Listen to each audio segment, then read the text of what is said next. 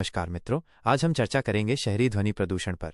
एक ऐसी सार्वजनिक स्वास्थ्य समस्या जो अदृश्य होने के कारण अक्सर उपेक्षित रह जाती है, लेकिन इसका असर हमारे शरीर, समाज और पर्यावरण पर गहरा पड़ता है। वर्तमान स्थिति भारतीय शहरों में ध्वनि का स्तर लगातार स्वीकार्य सीमा से अधिक पाया जा रहा है।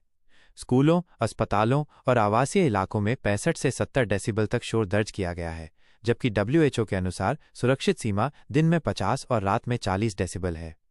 निगरानी और डेटा 2011 में CPCB ने राष्ट्रीय परिवेशीय शोर निगरानी नेटवर्क शुरू किया, लेकिन सेंसर की गलत स्थापना, बिखरे आंकड़े और कमजोर प्रवर्तन के कारण ये प्रणाली निष्क्रिय होकर रह गई।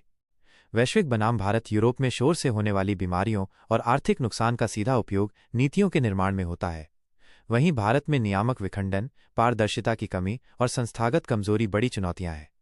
कानूनी व न्यायिक पहलू अनुच्छेद 21 सम्मानजनक जीवन के अधिकार में पर्यावरणीय शांति को भी शामिल करता है। नॉइस पोल्यूशन रूल्स 2000 मौजूद हैं, लेकिन उनका प्रवर्तन प्रतीकात्मक है। हाल ही में सुप्रीम कोर्ट ने दोहराया कि अत्यधिक शोर भी मौलिक अधिकारों का उल्लंघन है। पारिस्थितिक प्रभाव शहरों का शोर केवल मनुष्यों को ही नहीं, बल्कि पक्षियों और अन्य जीवों को भी प्रभावित करता है। 2025 में एक अध्ययन से पता चला कि कृत्रिम प्रकाश और शहरी शोर मिलकर पक्षियों की नींद और गाने के पैटर्न को तुरंत बाधित कर देते हैं।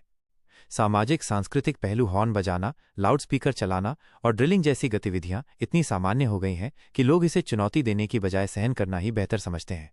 यह दृश्य प्रदूषण नागरिकों में थकान और मानसिक दबाव बढ़ा रहा है।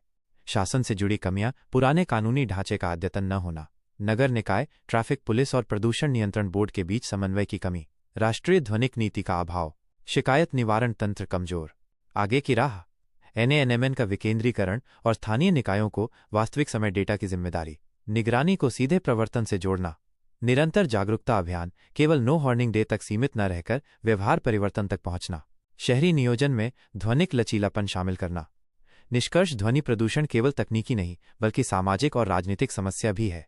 समय आ गया है कि हम इसे अदृश्य प्रदूषण मानना बंद करें और इसे स्वास्थ्य, पारिस्थितिकी और नागरिक गरिमा से जुड़ी गंभीर चुनौती की तरह लें। शांत शहर ही स्वस्थ समाज